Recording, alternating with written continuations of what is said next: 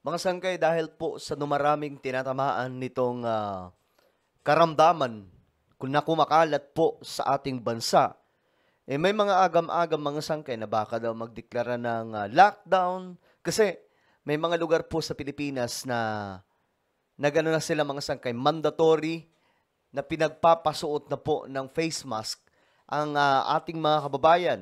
Halimbawa na lamang po doon sa Mindanao at sa Visayas. At ngayon mga sangkay, nagsalita na nga po ang mga opisyal natin kung magkakaroon ba ng lockdown. Kasi ito po ay nagiging usap-usapan ngayon. Alamin po natin.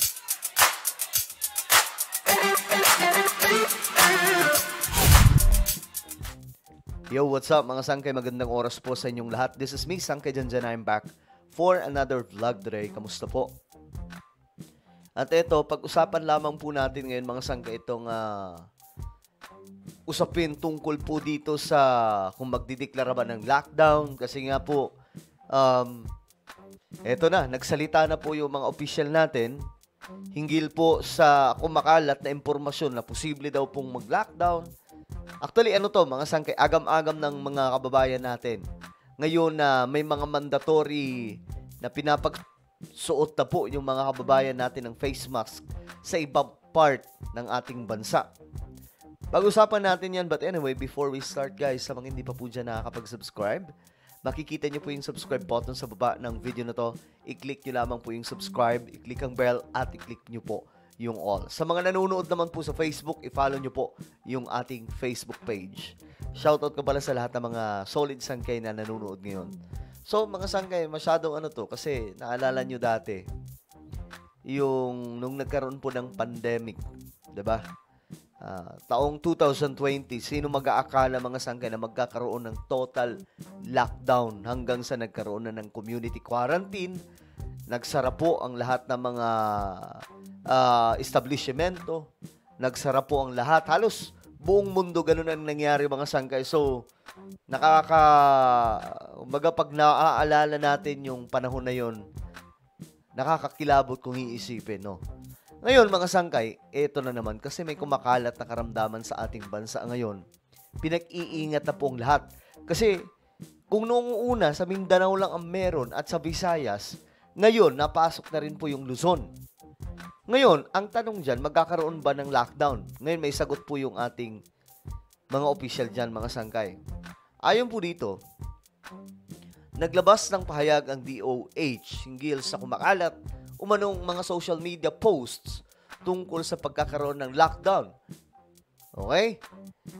Ayon po dito mga sangkay, ito basahin po natin.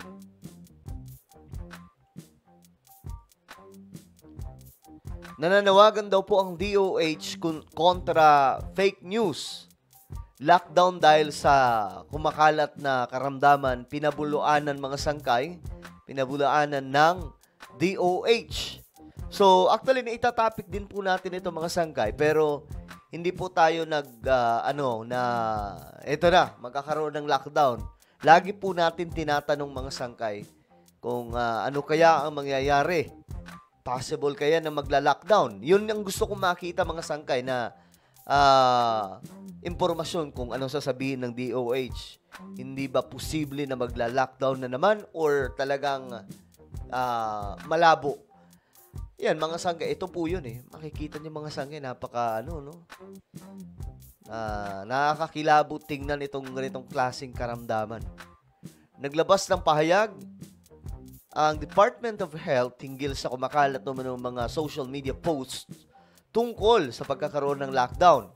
Sa kanilang Facebook post nitong Sabado, May 31, 2025, tahasang iginiit ng ahensya na hindi umano kailangang magpatupad ng lockdown bunsod sa banta ng kumakalat na karamdaman sa ating bansa.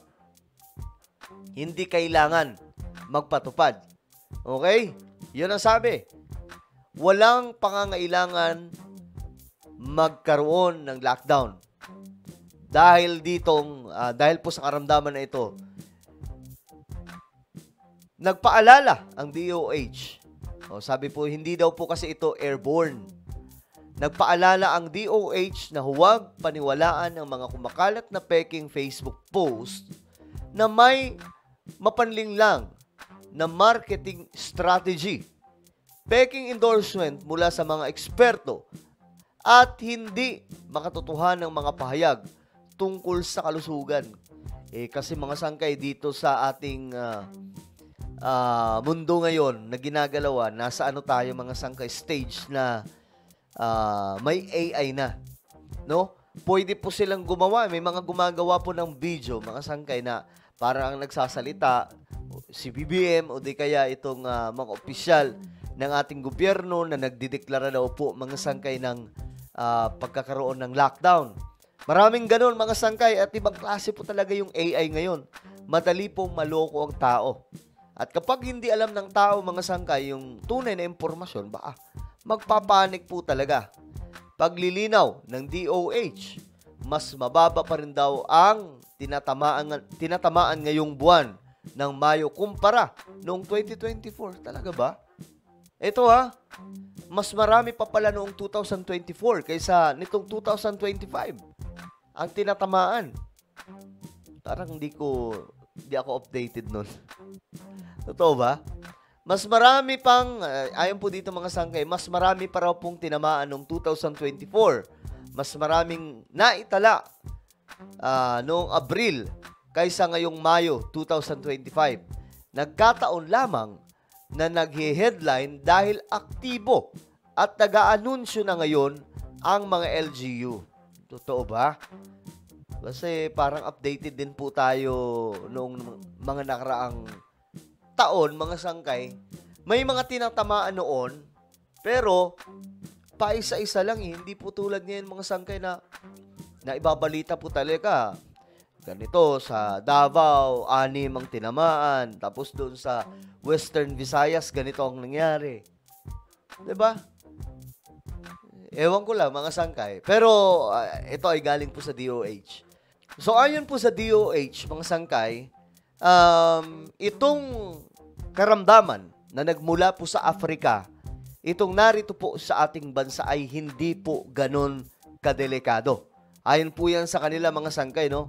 Wala pa raw pong, ayon po dito, hindi daw po ito makapagbibigay ng, kumbaga, panic sa ating mga kababayan dahil mababa daw po ang posibilidad na may pumanaw mga sangkay sa karamdaman na ito.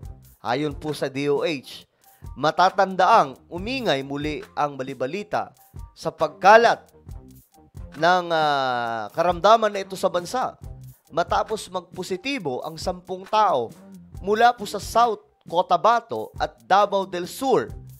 Sinundan pa ito ng iba pang kumpirmasyon sa iba pang lalawigan katulad ng Iloilo, sa Visayas at Laguna sa Luzon. O nga, ito nga po yung masyadong sikat ngayon mga sangkay. So, ayan po. Again, wala daw pong lockdown na magaganap. Okay? Ayon po yan sa DOH. Hindi daw po totoo na magkakaroon ng lockdown. So, ano po ang inyong opinion? Comment down below. Pero, masasabi ko lang, mag-iingat po tayong lahat ha. Dahil hindi po biro itong kumakalat ngayon mga sangkay na karamdaman.